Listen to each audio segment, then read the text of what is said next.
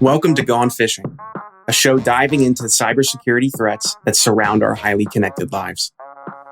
Every human is different. Every person has unique vulnerabilities that expose them to potentially successful social engineering. On this show, we'll discuss human vulnerability and how it relates to unique individuals.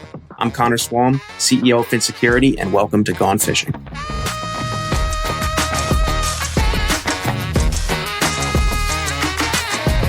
Hey everyone, welcome back to another episode of Gone Fishing. I'm your host, Connor, CEO at Fin, and I am joined once again, the inaugural episode, well, might be your sixth episode with us, Kyle Christensen from Empath MSP. Kyle, how are you?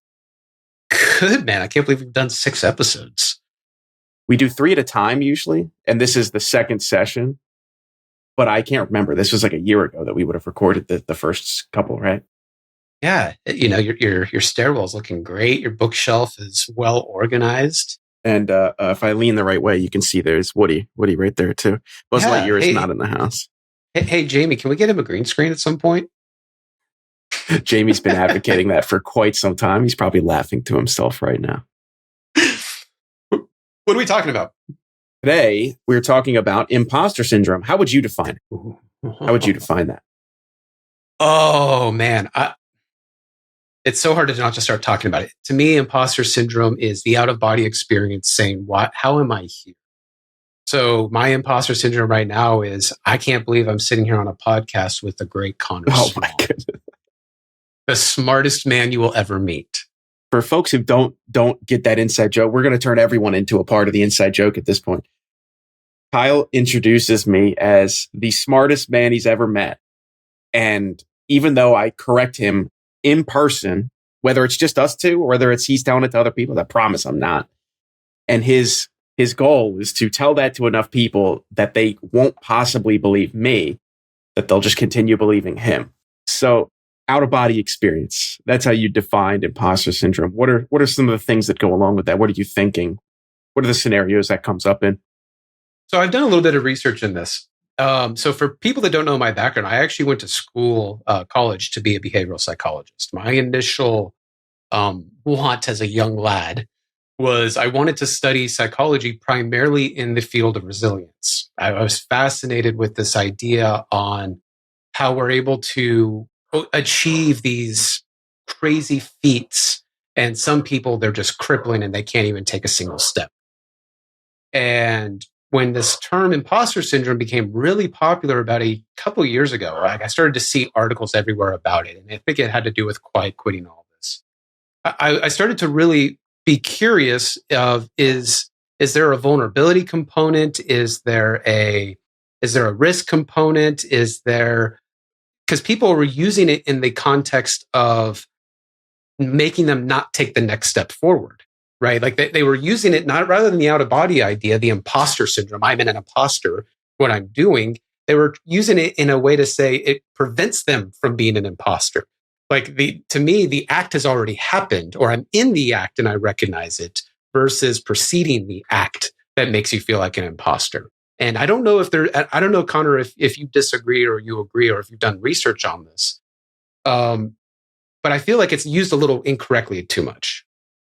All of my research is anecdotal and from firsthand experience on this subject.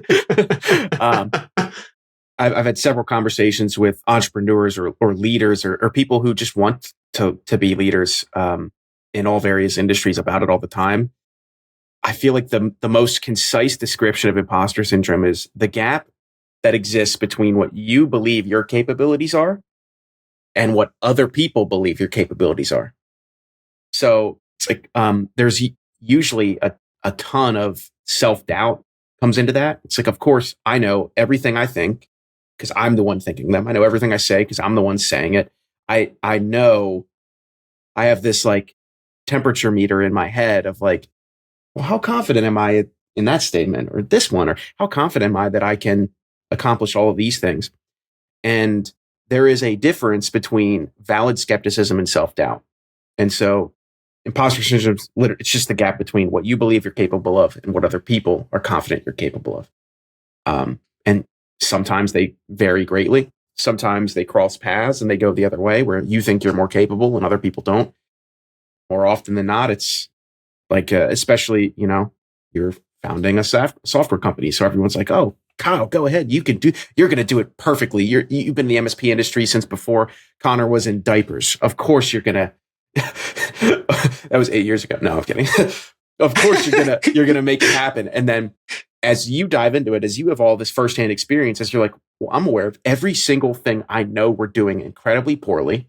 And I'm aware of every single incredibly hard thing that I'm not 100% confident we'll do. But everyone else sees is like Kyle, smiling face, empath MSP with all the witty retorts and all the great friends. It's like there's this difference in understanding that exists. I don't know. That's how I've always thought about the gap, but the definition.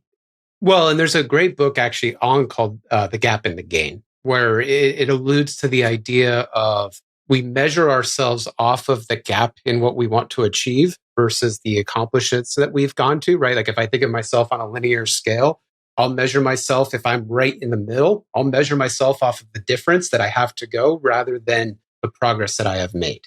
And that can be crippling, cause anxiety. It can cause self-doubt. It can cause a lot of personal analysis that could prevent you from taking that next step. And where I think the insecurities lie with imposter syndrome is really in our ability to handle risk, which is a term called resilience. And there's fascinating research on this resilience topic because, well, yes, Connor, right? I've done this before, so I know all of the risk that I have ahead of me. And I think we talked about this on the first episode, actually a year ago, this dare to suck mantra I have has been a way to help me overcome that insecurity and anxiety that I have. Why? Because I've recognized that when I do feel anxious, full disclosure, I was having panic attacks last week, crippling panic attacks. I wasn't sleeping. I was in tears. I was tossing and turning. I've suffered from them my whole life. And what I've learned is by sharing my panic attacks, not internalizing them, that I am able to trigger in my brain that, oh, this is just my brain in a fight or flight response, right? The bear is chasing me. The bear wants to eat me. So my initial gut reaction is to run. Now in a SaaS world, right, I've invested a lot of money. I have a lot of reputational at stake. There's a lot of things that can go wrong. Will anyone want to buy our product? So the fight or flight response is get the hell out before you make a fool of yourself, right? It's a social construct at this point. And I wonder if imposter syndrome has become a more prevalent term because, especially coming out of COVID, we only really see each other in a social media type context, right? Like, Connor, you and I only ever talk on Zoom. We only ever talk on LinkedIn posts, going back and forth with each other. So I think there's an interesting concept there of being able to recognize that it's just the ape in us telling us that there's a lion in our cave. Are you somebody that hates losing or loves winning more? Ooh. Hates losing. And I think that predisposes you to vast amounts of imposter syndrome because you'll throw away all the wins because you're like, those don't make me feel good. No. But those losses, those sting. They all sting. And that goes back to what we were talking about with executive coaching. There's a discipline that for those also that don't know me, I did an Ironman in 2018. And one of the main reasons I wanted to do it was just to see if I could get over the mental angst and hurdles and force myself to do it. It was a self-discipline exercise, if anything, because you're in the pool at 6 a.m, you're going for a run at lunch, and you're on the bike trainer because the sun's probably down in the winter for the next 2-3 hours. Like you have to do that every single day for like a year. Being able to manage your own impulses has extreme benefits in the entrepreneurial world because I wake up in the morning. No, I don't want to check my email. No, I don't want to hop on a call with a pissed off customer. No, there's so many things that we can say from experience I don't want to do. But the ones that seem to achieve it do it anyway. And they don't do it as that ruined my day. I think it's the perspective you put on it of, that's just what I have to do to get where I want to go. It's true. Now, getting into my daddy issues, the best thing you can ever tell me is, Kyle, I don't think you can do it.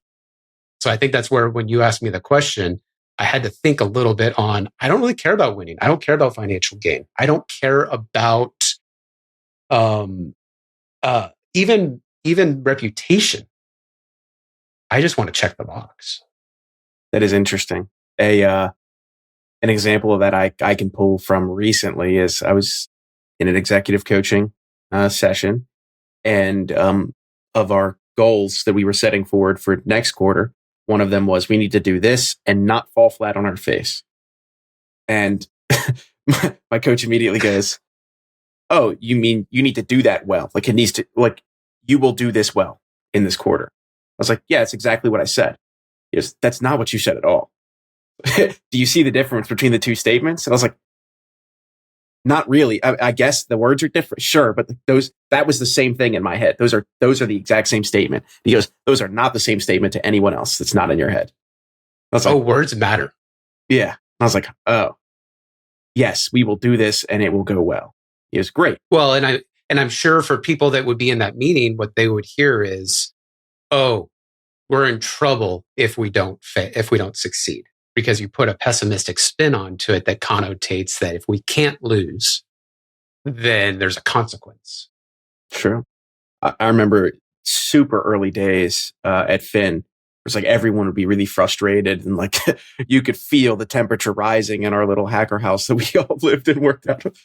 And I'd have to come downstairs and remind everyone. I was like, yo, like we're doing the impossible. We invented a company out of thin air. We convinced people, for better or for worse, to give us tons of money to go do this impossible thing. It's like we invented a business. Like that's it.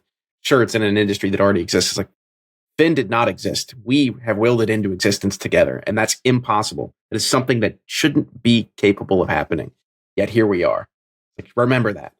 None of this is possible. None of it should be. No. So well, and that's where now, right? You're giving the optimistic spin of guys. We're trying to achieve something that not many people can achieve.